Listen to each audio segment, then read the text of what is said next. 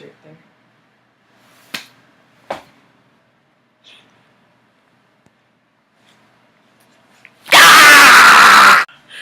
The enemy within. On Trekkie Tuesdays. So this is a classic, and not just because it contains, I think, the first ever instance of He's Dead Jim, which is going to be a thing. Pretty sure it's going to be a thing. But it also has the good and evil copies of a person, which this may be the origin of that thing. Which is a pretty common thing now.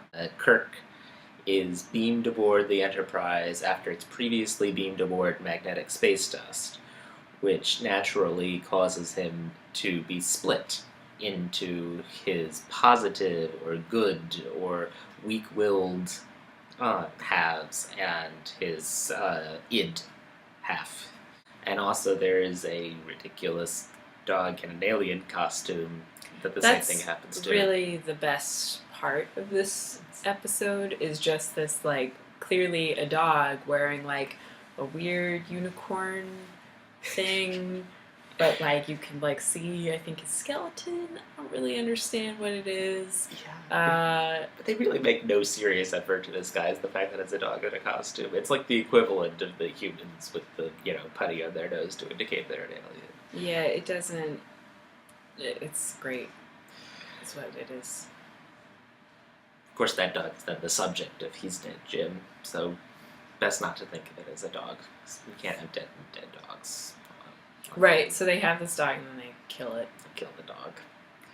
Because they didn't think to sedate both halves of the dog when doing this complex experimental medical procedure, and so the dog died of shock. Really should have thought of that. The id creature rampages around the ship, and then everybody gets really uncharacteristically philosophical. Like Spock is like, this tells us about the very nature of good and evil in the human spirit. And without his id, Kirk gradually loses the ability to command. I don't know why it's gradual. Yeah, it doesn't really make a lot of sense. I don't understand, what the teleportation stuff, like why it would somehow be able to get everything else right. It's not like it was like, oh, like he has two left hands and like is reversed in a lot of ways and his insides or in his outsides or something where it was like everything was opposite.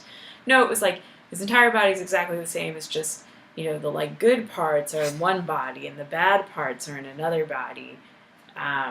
And both bodies are really bad at commanding the ship, but one body is very good for commanding the ship.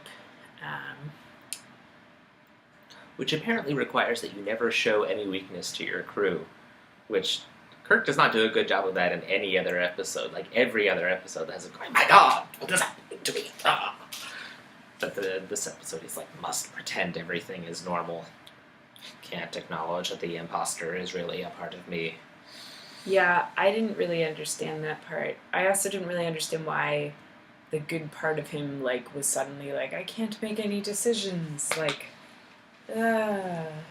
like, I feel like Spock doesn't have this, like, angry, like, id self, or at least we don't think he does, right? And, like, he's somehow able to make totally logical decisions, and, like, Kirk doesn't have that version? I don't know. Is, like, logic a evil emotion?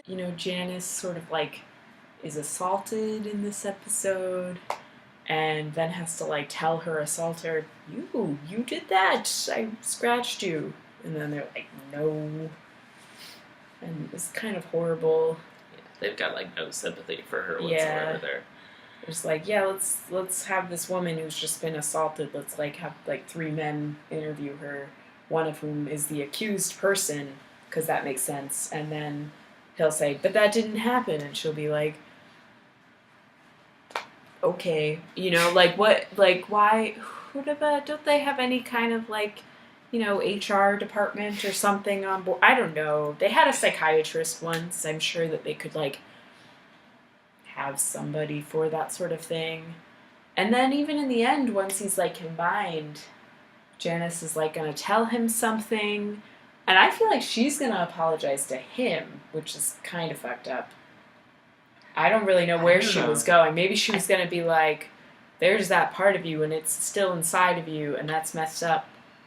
Go get some therapy." I don't know what she was gonna say because we don't get to hear what it is. And then Spock, even who's like so logical, just like stares her down and kind of like watches her in this like creepy way. We're like, Spock, you're like never creepy like that in a way.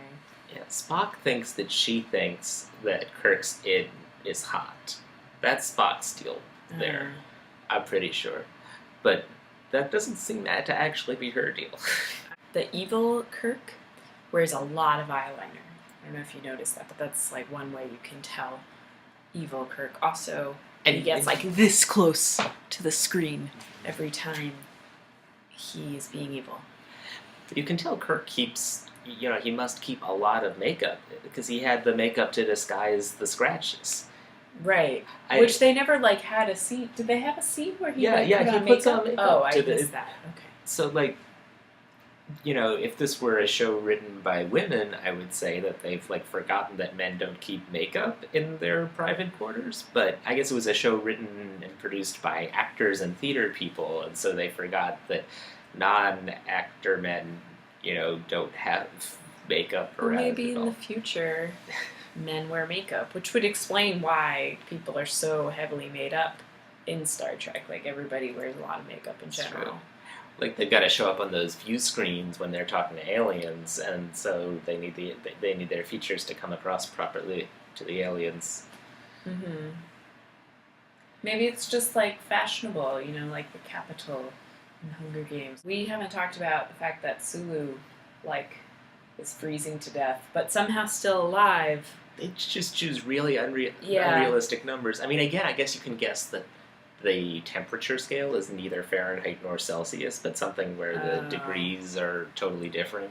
That would make sense, because they get to, like, he's like, it's 116 below or something. I think it's to negative 170, but he's got a blanket, so, he's okay. And he's got a blanket that's, like, so thin, it's like a plastic bag, and you're like, I hope that's, like, got spacey super future powers where, like, it really keeps you warm because, like, you got icicles on your face. And then McCoy's like, yeah, they, like, are all frostbitten, but they'll be fine. They'll be probably. fine. No real sign of concern Yeah. for the 7 people, including Sulu. And Sulu's like, can you just beam us down, like, a cup of coffee? Very reasonable. Could have said, like, some matches or, like, space heater or space heater. It's funny. It's like a joke. Or, I don't know, anything warm, like that dead dog to burn, for example. No. Like, they're just, like, trying to light up some rocks with, like, stun guns that are dying because it's so cold, and they don't do anything. Well, it's because they've left this clearly, temporarily mentally ill person in command, and he doesn't have the ability to make the decision to send them down a space heater. But it seems like that shouldn't be, like, a Kirk decision. Like, I feel like he could request that of anyone, and they would just be like, oh, yeah, sure thing, man. Like, here's some coffee. Like, that seems reasonable. Like, does that require the captain? I don't know. No, we can't risk even, like, duplicating the coffee. Tiny paper-thin blanket, like, anything. Right, but then it would be one good blanket and one evil blanket. No, because it only goes this way, not that way. You know what I mean? Like, like they never tested it the other way. Yeah, maybe what's the opposite of getting split into two halves? Well, I guess they tested it when they sent the 2 Kirks down when they were, like, rubbing each other in the transporter beam. Like, then they became one. When 2 become one, like Spice Girls. That's probably what that song is about. Yeah. Are evil Kirk's clothes, like, evil but have no way of expressing that fact? Does the transporter extend to that, too?